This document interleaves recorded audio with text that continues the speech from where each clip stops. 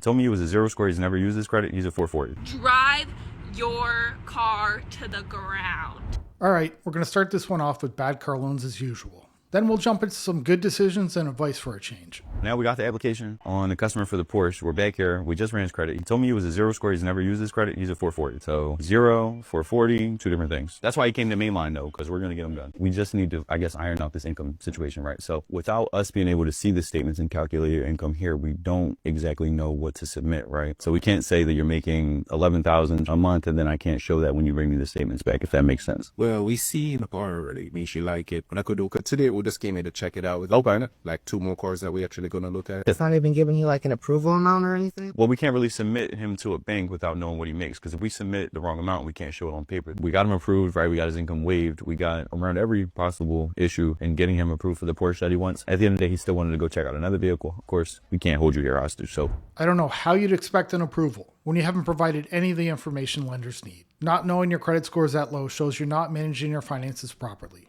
Even if you're not using your credit, you should still be checking it to make sure there's no fraud on your file. What I want to do is on the 31st, come in and get another car. What car did we put on there? That's the same car that I have to get, or should I have to pick another one? That one's sold. The one we had was that Audi, the Q3, but that one's sold already. I had a question. Have you been late on your current payments on your car? Yes. It looks like you dropped it drastically, your credit. Before was approving it, now they declined it. You're at a 484 right now. I gotta play with this. I gotta figure this out now. Can you go on our website and pick out another car and let me see what we can do? I'm gonna have to try different lenders. Okay, I can do that. But what's the price range? Pick out a car that you like. I'll try to stay around the 20,000 or under. And then once you pick it out, I'm gonna work on and see how the finance companies respond and what we can do with our own in-house and figure it out from there and then give you a better recommendation. Okay, so I'll text it to you. She doesn't even know what car she applied for. She stopped paying on her current one, and she's asking how much she can spend. Just about everything is wrong here. And of course, this is going to cost her a lot. If she's even able to get approved with a 484 credit score, it is going to be one of the highest interest rates possible. He has a car with a big balance on it, wants to trade out of it because he bought another car and just like wants to walk away from this one. I'm just going to show you the tools that I use to get a value of a car. MMR is like what we get them for at auction. The average one is at 8,600. If I buy one from auction, I'm getting a guarantee that mechanically it's okay. It doesn't need anything crazy. So you have, what's that, 9,000 and change, and you have 8,600. Now your car also needs work. If your number for payoff is 18,800, you're more than 10,000 out of pocket to get out of that loan. Here's what I would do. If you're in that ballpark, I would give you the address for my shop. You can take it over there. They'll see what's actually wrong, what it needs, and we'll deduct it kind of from the MMR, and I'll try to be as fair with you as possible and see where we're at. I would happily buy it, but it has to be at a number that makes sense. I'm just, forewarning you, it's a pretty big difference between what you owe, okay? Owing $10,000 more than a car is worth is a position I never want to be in again. He bought a new car before selling the old one. Now he might be stuck with both. Getting rid of the old one means coming up with the cash to pay down the existing loan. And for most people financing, that's going to be very difficult to do.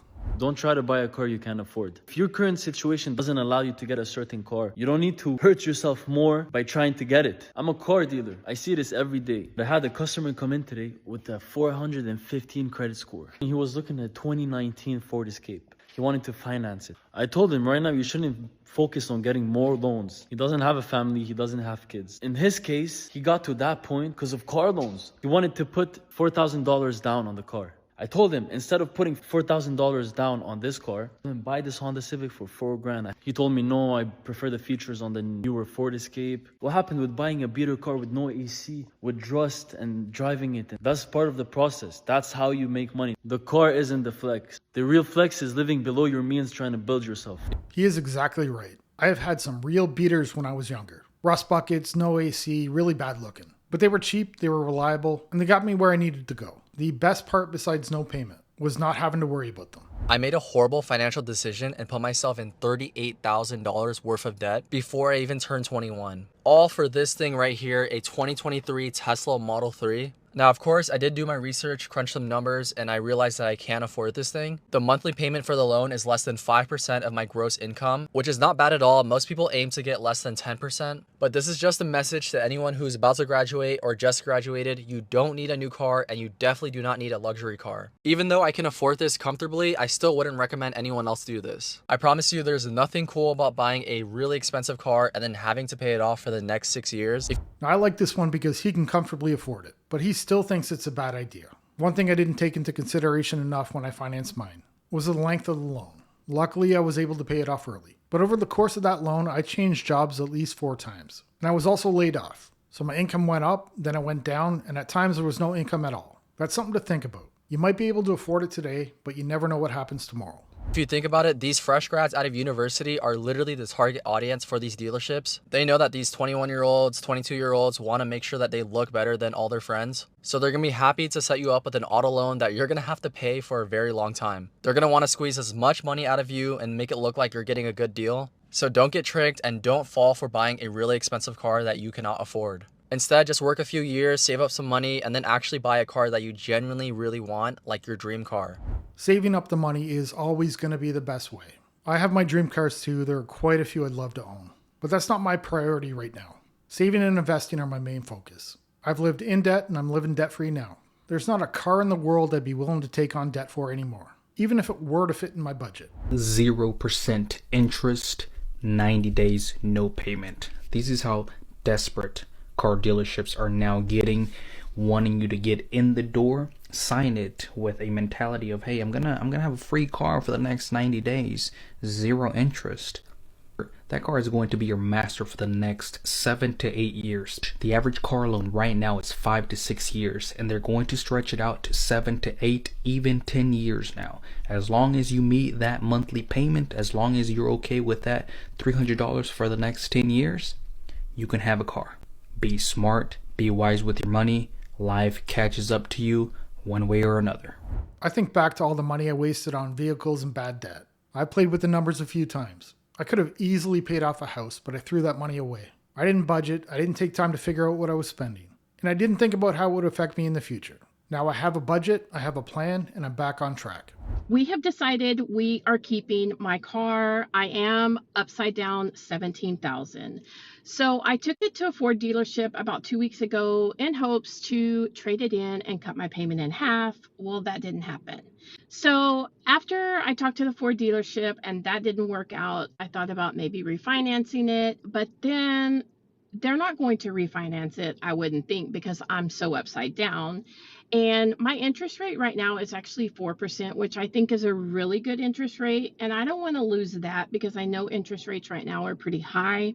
And then anytime you refinance, they add on to your term. And I don't really want to do that. I'm trying to get out of this car payment, not prolong it.